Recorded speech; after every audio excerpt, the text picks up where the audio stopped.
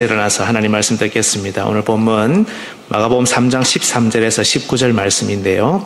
성경 봉독은 18절, 19절 두 절만 하겠습니다. 제가 봉독합니다. 또 안드레와 빌립과 바돌로메와 마테와 도마와 알페오의 아들 야고보와 및 다데오와 가나나인 시몬이며 또 가롯 유다니 이는 예수를 판 자더라. 아멘. 네, 자리에 앉아 주십시오. 주 안에서 사랑하는 화중 형제 자매 여러분, 우리는 지금 본문을 통해 예수 그리스도께서 세우고자 하셨던 신약 교회의 본질과 특성을 살피고 있습니다. 지난 시간에는 증인 공동체로 부름받았다는 교회가 증인 공동체라는 사실을 살폈는데요. 신약 성경이 말씀하는 증인의 자격은 명확합니다. 예수님과 직접 동행하고 또 예수님의 죽으심과 부활을 목격했으며 또 이 일을 증언할 수 있는 사람이어야 했죠. 증인의 이런 조건 때문에 예수님은 이미 부르셨던 제자들을 다시 불러서 사도로 세우고 계십니다. 그리고 자기와 함께 있게 하셨죠. 가장 중요한 조건입니다.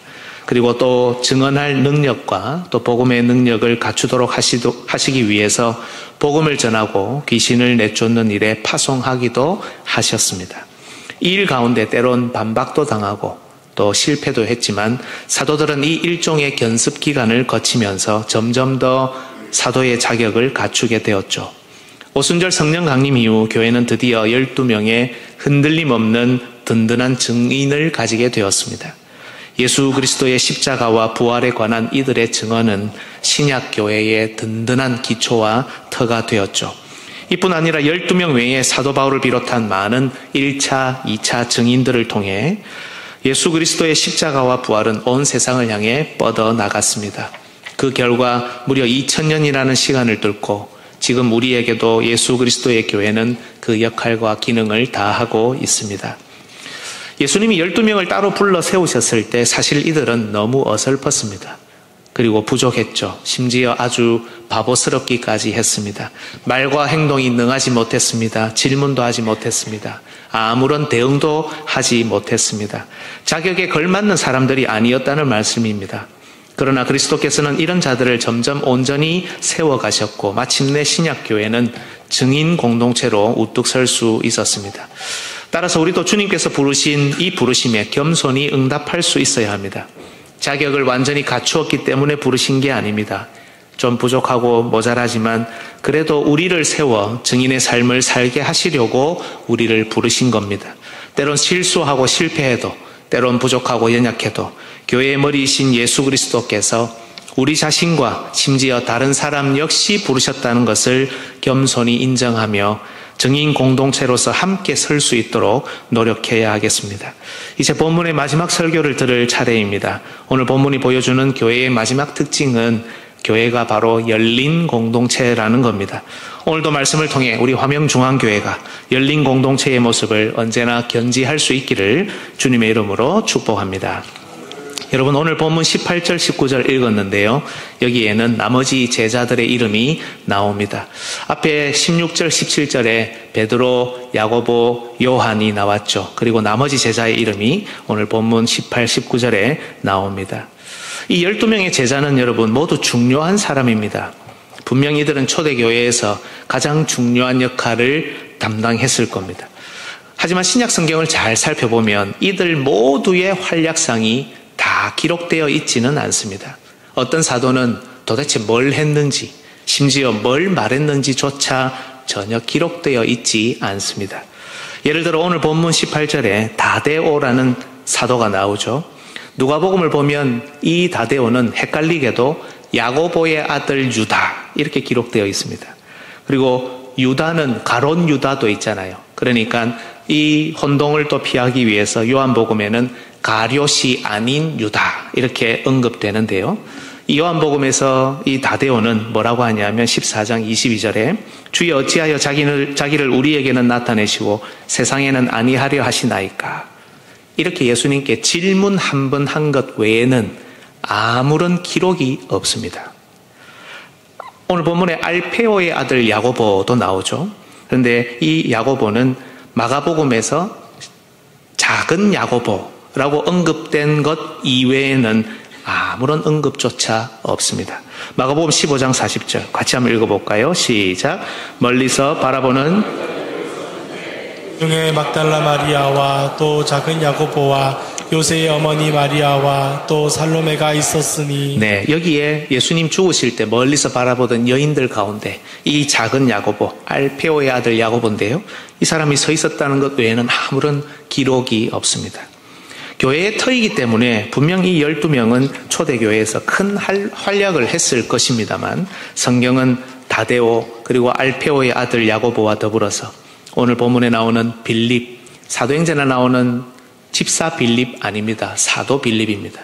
바돌로메, 도마, 가나나인 시몬, 심지어 베드로의 형제인 안드레에 대해서도 거의 침묵합니다. 있더라도 몇 마디 말, 몇 가지 행동 전부입니다. 그렇다면 오늘 본문도 굳이 이들의 이름을 다 말할 필요가 없지 않습니까? 예를 들어서 기록상으로 아주 중요한 역할을 했던 베드로, 야고보, 요한 이름 언급하고 그 외에 몇 명 이렇게 언급해도 될 일 아닙니까? 하지만 예수님은 이들 한 사람 한 사람의 이름을 모두 기록해 두셨습니다. 비록 이들의 말, 이들의 행동조차 전혀 이후에 기록되지 않는다 하더라도 초대교회의 터가 되는 이들의 이름이 성경에서 제외되지 않도록 하셨습니다. 교회는 반드시 예수 그리스도와 그분의 세우신 사도들을 기억하며 이들이 전해준 복음을 가슴에 새겨야 했기 때문이죠. 하지만 이들의 이름을 기록한 이유는 이뿐만이 아닙니다.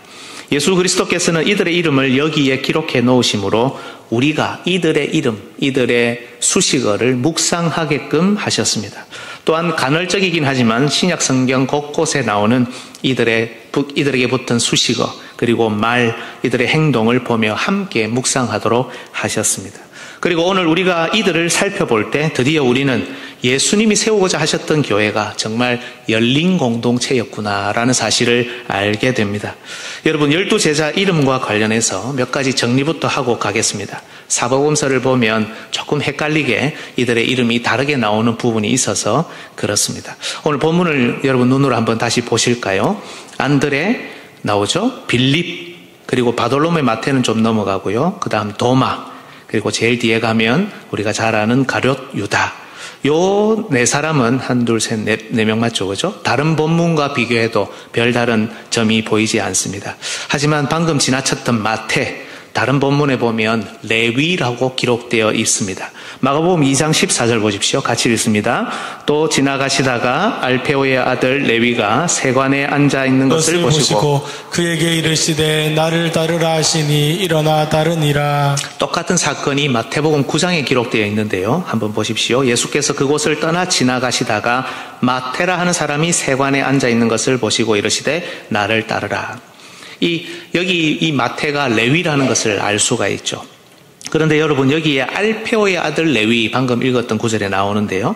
이 알페오의 아들이라는 표현 때문에 오늘 본문에도 보면 알페오의 아들이 나오잖아요. 알페오의 아들 야고보. 그래서 이 두 사람이 형제가 아닌가라는 의견도 있습니다만은 학자들에 따르면 알페오라는 이름은 당시 아주 흔한 이름이었기 때문에 우리로 치면 뭐 김가 박가 뭐 이런 거죠. 이런 흔한 이름이었기 때문에 두 사람이 꼭 형제는 아니었을 수도 있다. 이런 엇갈리는 의견들이 있습니다. 아무튼 본문의 마태와 관련해서는 그가 세리였다는 것 그리고 직간접적으로 레위와 관련되어 있었다는 것을 짐작할 수 있죠. 또 앞에서도 언급했지만 알페오의 아들 야고보는 작은 야고보라고도 불렸으며 심지어 모든 제자가 다 도망간 상황에 우리 다 제자들이 도망간 것만 알고 있잖아요. 이 사람은 다시 돌아와서 여인들과 함께 멀리서 예수 그리스도의 죽으심을 직접 본 제자였습니다. 그리고 다데오는 역시 앞에서 제가 언급했던 대로 좀 헷갈리지만 야고보의 아들 유다 혹은 가룟이 아닌 유다로 언급되기도 했습니다. 이제 남은 사람은 그 위에 본문을 보시면 바돌로메하고 가나나인 시몬이 되겠습니다.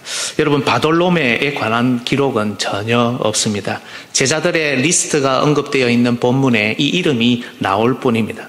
그런데 여러분 요한복음에 보면 예수님께서 또 다른 제자 한 사람을 부르는 것을 여러분 기억하실 텐데요. 그 사람이 무슨 말을 했냐면 나사렛에서 무슨 선한 것이 날 수 있겠느냐. 여러분 누가 말한 거죠? 혹시 기억하십니까? 나사렛에서 누가 무슨 선한 것이 날 수 있겠느냐? 나다나엘이 이렇게 말을 했죠. 이때 이 말을 듣고 빌립이 그 유명한 말을 합니다. 뭡니까? 와 보라. 그죠? 바로 나다나엘입니다. 나다나엘 역시 요한복음을 제외하고는 다른 성경에는 전혀 기록이 없습니다. 그래서 보통 학자들은 바돌로메와 나다나엘을 동일한 인물로 보기도 합니다. 왜냐하면 12제자 리스트가 언급되어 있는 본문을 보면 항상 빌립과 바돌로메는 같이 한 쌍으로 나오기 때문이죠. 오늘 본문도 그렇습니다. 빌립과 바돌로메. 마태복음 10장 3절에도 빌립과 바돌로메. 누가복음 6장 14절에도 야고보와 요한 그리고 빌립과 바돌로메. 요한복음에도 빌립과 나다나엘이 한 짝지처럼 서로 빌립이 나다나엘을 예수님께로 인도하죠. 그래서 이 두 사람을, 이 두 이름을 같은 사람으로 추정합니다. 그러나 정확하게는 알 수 없습니다. 마지막으로 가나나인 시몬이 조금 애매한데요. 이전의 번역에는 여러분 가지고 계시는 개역 한글 성경, 이전 성경입니다. 거기에 보면 가나안인 시몬 이렇게 되어 있습니다. 그래서 가나안인 시몬 돼 있으니까 이 사람이 가나안 출신인가 보다. 우리 성경에 말하는 젖과 꿀이 흐르는 약속의 땅 가나안인 출신인가 보다 이렇게 생각했지만 이 새로운 번역은 가나안인으로 번역 안 하고 가나나인으로 번역을 했습니다. 가나안인이라고 부르는 것이 번역한 것이 잘못된 것이다라는 견해가 지배적으로 되었기 때문인데요.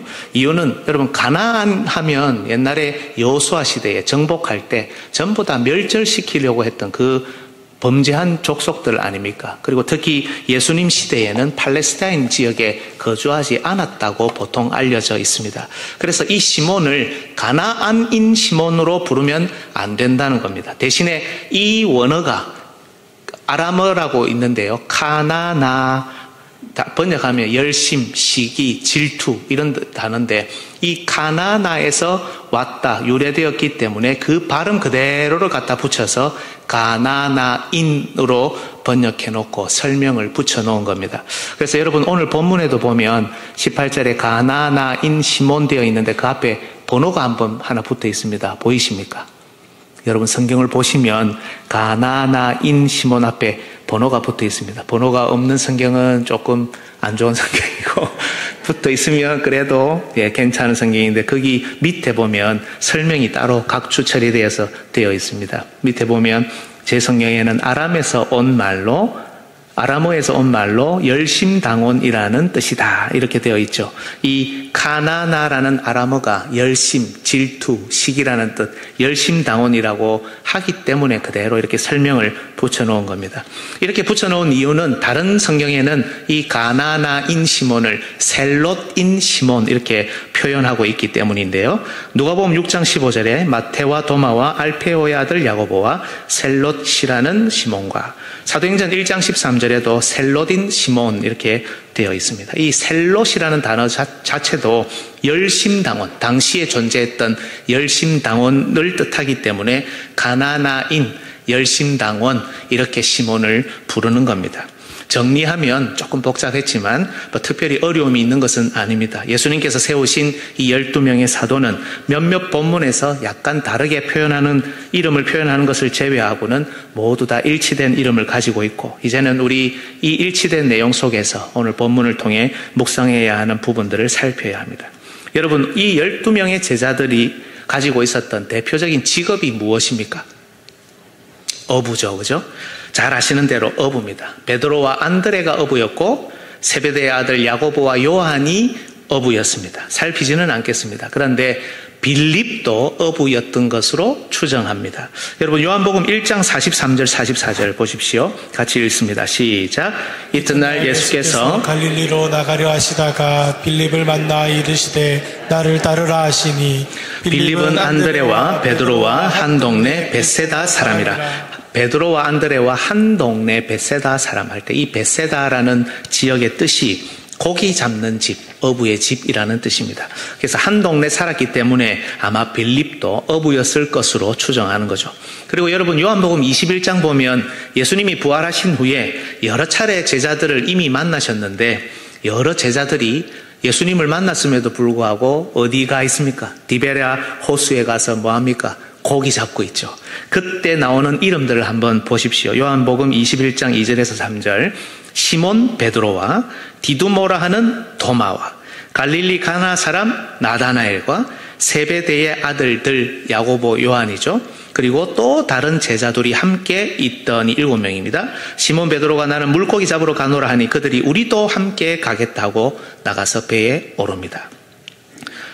베드로, 세베대의 아들들 야고보, 요한, 그리고 여기에 나오는 도마와 나다네엘을 어부라고 추정할 때 안드레도 어부였죠. 그리고 우리가 앞서 추정했던 빌립도 어부라고 하면 이 또 다른 제자 두 사람이 안드레와 빌립이라고 하면 최소 12명 중에 7명이 어부였다는 것을 우리가 쉽게 알 수 있습니다.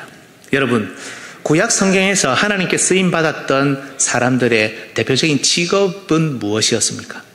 목자 혹은 목동이죠. 야곱이 양을 쳤습니다. 아벨도 그랬고요. 그리고 요셉과 그 형제들도 양을 쳤습니다. 모세와 다윗 또한 목자였고 심지어 선지자 아모스도 목자였습니다. 일부 학자들은 이것을 양인 이스라엘과 또 목자이신 하나님의 관계를 드러내는 상징으로 보기도 합니다. 그런데 이 구약에서 신약으로 넘어오면서 목자보다는 다른 직업이 나오는데 그 대표적인 것이 바로 어부라는 겁니다. 왜 하나님께서 어부를 불러서 제자로 삼으셨고 또 교회의 터가 되게 하셨을까? 우리 이런 질문이 생기겠죠. 여러분, 성경을 묵상할 때 한 가지 기억해야 할 핵심 중에 하나가 있습니다.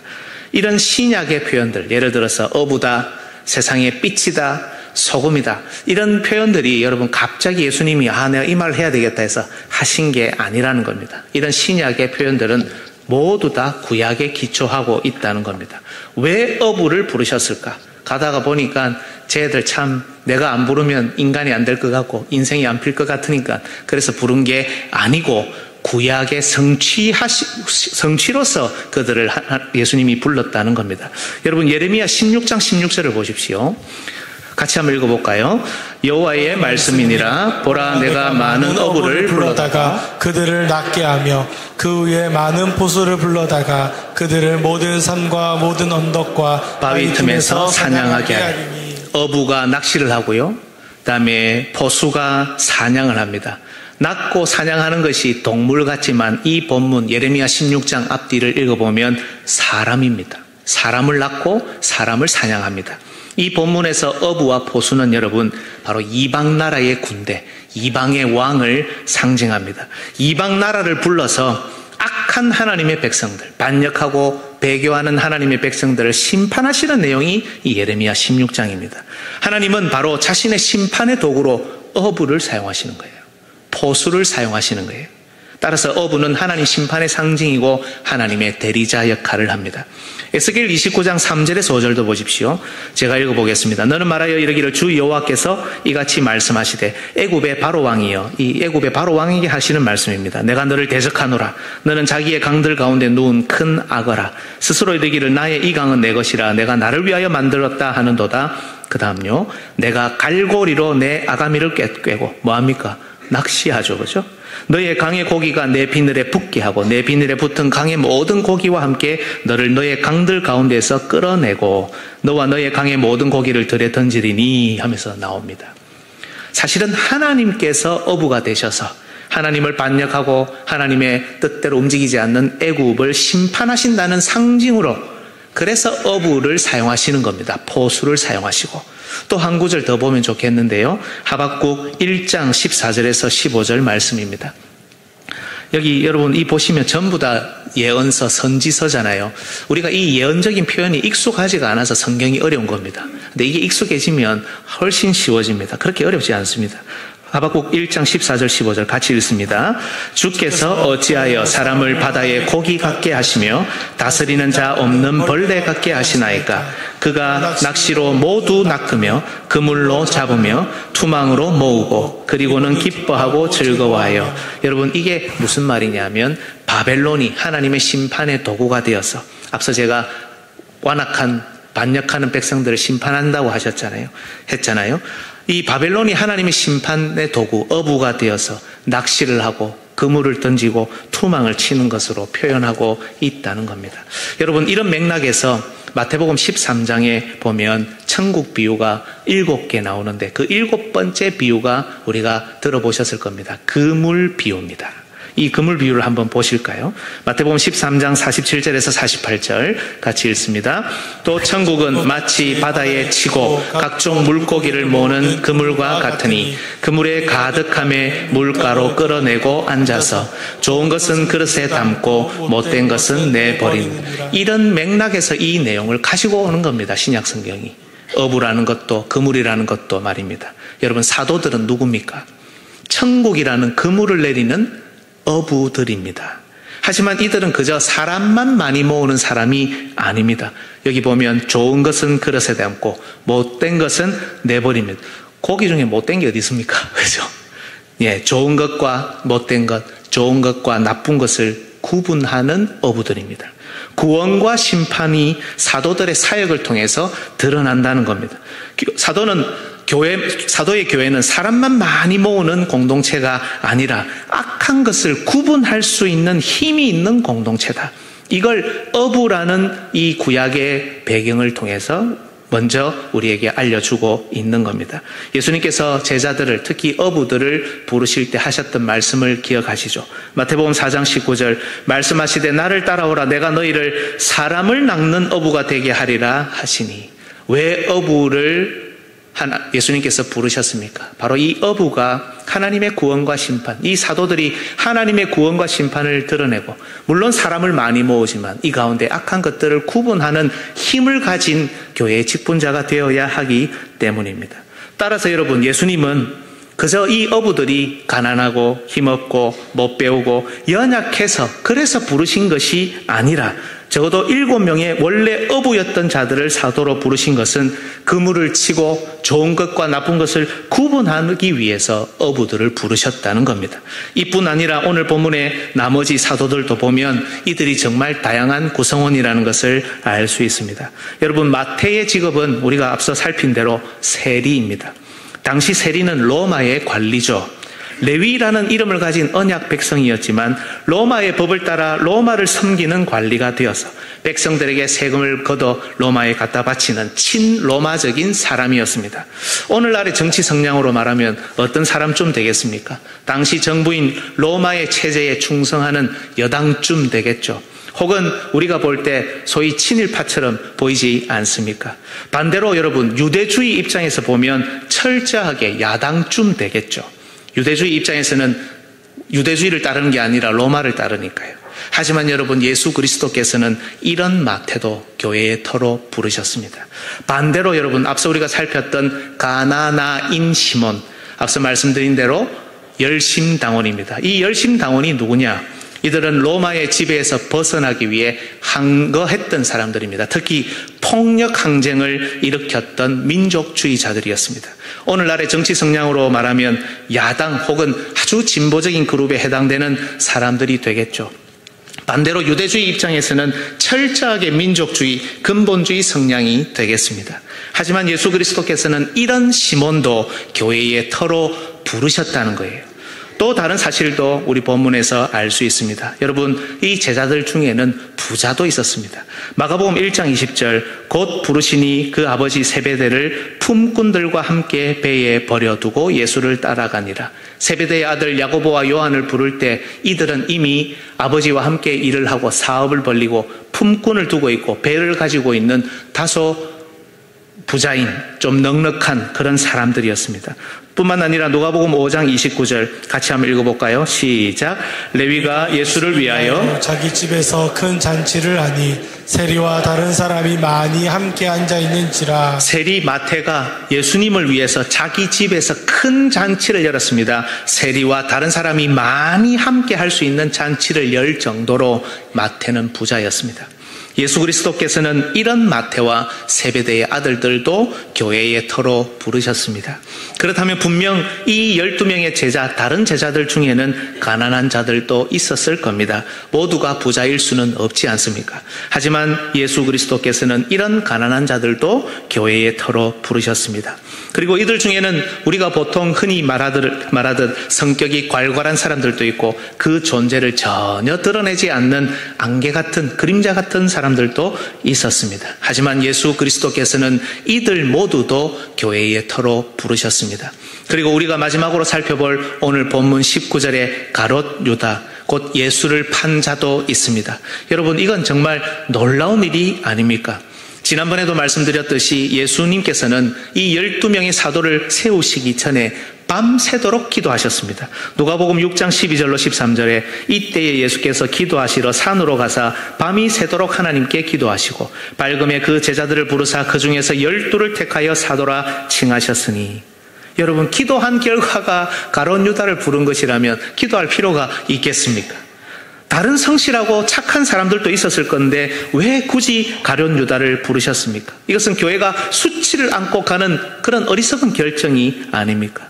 예수님의 기도가 아버지께 태자를 맞은 것이 아닙니까? 하지만 여러분, 예수님은 가롯 유다가 자기를 팔 것을 알고 계시면서도, 그것을 아시면서도 심지어 기도하면서 그를 부르셨습니다. 왜 그러셨을까요? 이해하기 쉽지 않지만 종교개혁자 칼빈은 이것을 다음과 같이 설명합니다. 잘 들어보십시오. 주님께서는 장차 교회에게 일어날 치욕을 아셨기 때문에 가롯 유다를 부르셨다. 너무 멋진 표현 아닙니까? 장차 교회가 당할 치욕을 아셨기 때문에 가롯 유다를 부르셨다. 반역하는 지도자들이 교회 안에서 직위를 차지하고 믿는다는 신자들이 배교의 길을 가게 되더라도 이게 치욕 아닙니까? 신자들이 당황하지 않도록 하시기 위해서이다. 주님이 이런 치욕을 당하셨고 이런 일이 앞으로 교회 가운데 일어난다 하더라도, 그죠? 교회는 흔들리지 말아야 되기 때문에 예수님이 미리 보여주셨다라는 겁니다. 또 설명이 있습니다. 또한 주님께서는 높은 위험의 자리에 앉아있는 자들로 하여금 자기 만족에 빠지지 말라는 뜻으로 이 불충하고 악한 사람을 교회의 제일 가는 자리에 끼어들게 하셨다. 누구든 가롯 유다처럼 될 수 있기 때문에 높은 위험을 가진 사람이라 할지라도 교만하고 자기 만족에 빠지면 가롯 유다처럼 될 수 있기 때문에 교만하지 말라는 의미로 신성한 이 영예를, 이 직분을 남용하지 말라는 의미로 이렇게 가롯 유다를 허용하셨다라는 겁니다. 또 설명이 하나 덧붙여집니다. 주님께서는 한 사람의 버림받은 자가 넘어진다고 해서 약한 사람들도 따라 몰락하지 말라는 뜻으로 교회의 첫 열매를 이런 더러운 치욕으로 얼룩지게 하셨다. 한 사람이 넘어진다고 해서, 버림받은 자가 빠져나간다고 해서 약한 사람들도 따라서 몰락해서는 안 된다. 그걸 위해서 이미 이 맛을 이렇게 될 수도 있다는 것을, 이 치욕을 먼저 보여주셨다는 겁니다. 이런 일이 있더라도 흔들리지 말아라. 교회의 안정이 사람의 손에 달린 것이 아니다. 사람 보지 말고 주님 가신 길을 따라가라. 이런 의미라는 겁니다. 이런 이유로 우리 예수님께서는 심지어 가롯 유다까지 부르셨습니다. 사랑하는 여러분, 여기서 우리가 알 수 있는 내용이 무엇입니까? 정말 우리 주님께서는 다양한 사람을 교회의 첫 열매로 부르셨다는 겁니다. 어부가 있습니다. 세리가 있습니다. 정치적인 보수가 있습니다. 정치적인 진보가 있습니다. 민족주의자가 있습니다. 사대주의자가 있습니다. 부자가 있습니다. 가난한 자가 있습니다. 이 성향을 가진 사람이 있는가 하면 I 성향을 가진 사람이 있습니다. 앞에 나서면서 중요한 역할을 하는 사람이 있는 반면 그 존재를 전혀 드러내지 않으면서도 중요한 역할을 맡을 사람도 있습니다. 심지어 사탄에 매여 예수 그리스도를 팔자까지 모두 예수 그리스도께서 불러 세우신 사도의 이름 안에 있다는 겁니다. 그리고 이를 통해 예수님은 앞으로 세우실 공동체가 얼마나 열려 있는지, 어디까지 열려 있는지를 드러내셨습니다. 하지만 여러분, 교회가 열린 공동체라고 할 때 이것은 그저 다양한 사람들이 모여들었다라는 뜻만은 아닙니다. 한번 잘 보십시오. 이 열린 공동체가 가지고 있는 기능도 보라는 겁니다. 어부들은 사람을 불러 모읍니다. 여러분, 우리는 사도행전을 통해 이 사도들이 얼마나 많은 사람을 불러 모아 회심시키고 돌아오게 했는지 알고 있습니다. 교회는 정말 많은 사람을 불러 모을 수 있는 힘이 필요합니다. 하지만 우리가 어부라는 의미를 살폈듯이 사도들을 통해 사람만 많이 불러들이는 것이 아니라 반역하고 악을 행하며 성령님을 회방하는 자들은 심판으로 안내를 하는, 심판도 일으키는 그런 기능이, 역할이 있다는 겁니다. 다양한 사람을 불러 모으라는 의미에서의 열린 공동체를 넘어서서 하나님의 구원과 심판을 드러낸다는 점에서도 열려 있어야 한다는 의미입니다. 은혜의 복음을 전하지만 예수님의 통치와 다스림, 그 심판의 복음까지도 드러내는 일, 거기에 교회는 열려 있어야 한다는 겁니다. 오늘날 하나님의 통치와 다스림 그리고 심판의 복음을 전하는 일에 교회는 열려 있습니까? 닫혀 있습니까? 닫혀 있습니다. 여러분, 심판의 복음을 증거하면 사람들이 싫어한대요. 죄를 지적하면 사람들이 싫어한대요. 그래서 교회에 안 온다는 겁니다. 그래서 이 일은 하면 안 되고 은혜의 복음, 화평의 복음, 사랑의 복음, 이 좋은 것만 나타내야 한다는 겁니다. 여러분, 과연 그렇습니까? 교회가 사랑의 복음, 심판의 복음을 전거해서 사람들이 안 옵니까? 교회가 그 기능을 못해서 사람들이 안 오는 겁니다. 열려 있어야 한다고 말들은 하는데 이런 부분에 있어서는 꽁꽁 닫아놓고 움직이지를 않습니다. 여러분, 예수님께서 부르신 제자 중에는 부자들도 있었습니다. 이 시대 교회는 부와 물질에 관해 어떻게 가르칩니까? 부자가 되어 복음과 하나님 나라를 위해, 교회가 걷는 일을 위해 아낌없이 쓰임받으라고 가르칩니다. 물론 저도 목회하는 입장에서 이런 성도들이 나왔으면 좋겠다, 더 있었으면 좋겠다, 이렇게 기도하고 소망합니다. 하지만 여러분, 균형이 있어야 되죠. 세베대의 아들들이 모든 것을 버려두고 주님을 따른 것처럼 주님을 위해 자신의 모든 것을 버릴 수도 있어야 된다는 가르침은 없습니다. 11조를 해야 되냐 말아야 되냐, 그거 가지고 논쟁을 하고, 생활비로 11조를 하냐, 내가 정해서 하느냐, 정말 소득으로 해야 돼, 이거 가지고 아웅다웅거리고 다투는 이 가운데 이런 가르침은 없습니다. 교회는 열려 있어야 합니다. 부자들도 가난한 자들도 다 받아들여야 합니다. 이 사실을 모르는 사람은 없지만 부자들도 자신의 재물을 얼마든지 주를 위해 포기해야 한다는 가르침, 가난한 자들도 주를 위해 어떤 일이든지 열심을 다해 일하여 돈을 벌어야 한다는 가르침에는 정말 닫혀 있습니다. 이 시대의 교회가 말입니다. 예수님은 정치적인 진보와 정치적인 보수도 부르셨습니다. 외향적인 자들과 내향적인 자들도 부르셨습니다. 어떤 성향의 사람이든지 교회는 받아들일 수 있는 힘이 있어야 합니다. 이걸 모르는 사람은 없습니다. 그런데 반대의 성향의 사람들에 대해 이미 닫혀있는 교회들도 많습니다. 진보적인 교회는 보수적인 성향의 사람들에 대해 이미 문을 닫았습니다. 보수적인 교회도 진보적인 성향의 사람들에 대해 문을 닫아가고 있습니다. 어떤 성향의 사람이든지 교회는 받아들일 수 있어야 한다는 것에 동의하는 우리 교회 같은 교회라 할지라도 이들이 교회에서 전혀 자기의 색깔을 드러내지 않아야 된다고 주장합니다. 제가 그렇게 말씀드리고 있잖아요. 강단에서는 말하지 않습니다. 여러분도 기관에 가서 그 이야기를 하지 마십시오. 이게 여러분 좋은 방법이라서 말씀드리는 게 아닙니다. 워낙 다투고 싸우고 불멸하고 갈등을 하니까 이런 문제로 이 부분을 최소화시키자고 말씀드리는 것 아닙니까? 그런데 사실은 어떻게 돼야 됩니까? 이들의 서로의 다른 성향에도 서로 세우고 대화하고 협력하고 서로 도와서 공동체를 세워갈 수 있어야 한다는 이런 내용들이 필요한데 이 부분에 있어서는 정말 닫혀 있습니다. 그렇지 않습니까, 여러분? 하지 말라고만 하지 잘해라고 말하는 교회가 없습니다. 외향적이고 내향적인 성격도 극과 극을 달립니다. 서로가 서로에게 맞는 역할과 기능이 있다는 것에 굉장히 닫혀있고 서로가 서로를 향해 역할을 제대로 하지 못한다고 비꼬고 쏘아붙입니다. 외향적인 사람은 내향적인 사람에게 왜 움직이지 않느냐, 너희들 왜 가만히 있느냐라고 쏘아붙이고 내향적인 사람들은 외향적인 사람들에게 너희들 왜 자꾸 교회에서 나대느냐라고 이야기합니다. 그래서 자신의 영역을 침범하거나 자신의 생각과 반대되는 일이 있을 때 전혀 받아들이지 않습니다. 여러분, 열린 공동체인데 열린 공동체가 아닙니다. 예수님께서는 심지어 자신을 배신할 자까지 부르셨습니다. 하지만 이 시대 대부분 교회와 성도들은 때론 교회가 치욕을 당할 수도, 상처를 입을 수도, 괴로움을 당할 수도 있다는 것에 정말 닫혀 있습니다. 이거는 일어나면 안 된다, 이건 반드시 없어져야 된다, 이렇게만 생각합니다. 다양한 사람이 오는 것에 대해서는 환영하는데 그로 인해서 발생하는 문제, 심지어 받을 수도 있는 상처에 대해서는 전혀 열려있지 않습니다. 우리 주님께서 세우고자 하셨던 교회는, 우리 주님께서 교회의 머리이시고 교회의 주인이시라는 사실을 믿고 고백하는 가운데 정말 모든 사람, 모든 직업, 모든 성향, 모든 스타일, 모든 일에 열려있는 공동체입니다. 그런데 무화과 나뭇잎으로 엮은 치마 두르고 나무 뒤에 숨어있는 아담과 하와처럼 유대인들이 두려워서 문을 꽁꽁 걸어 잠근 채 숨어있는 제자들처럼 지금의 교회는 꽁꽁 숨고 꽁꽁 닫혀있는 공동체가 아니냐는 겁니다. 사랑하는 여러분, 말씀을 정리합니다. 우리 교회는 어떻습니까? 그리고 여러분은 어떠십니까? 대안 공동체, 증인 공동체, 말씀 공동체를 넘어서 정말 열린 공동체입니까? 아니면 닫힌 공동체입니까? 우리 교회는 열린 부분이 많습니까? 아니면 지금도 꽁꽁 걸어 잠그고 숨어있는 부분들이 많습니까? 교회의 머리이시여 교회의 주인이신 예수님은 우리가 우리 생각대로 여닫는 것을 결정하기를 원하지 않으십니다.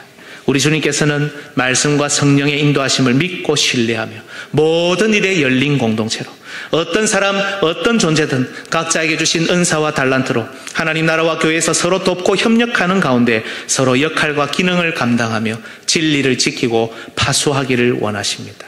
여러분, 꽁꽁 걸어 잠그고 있는 빗장을 푸십시오. 제발 푸십시오.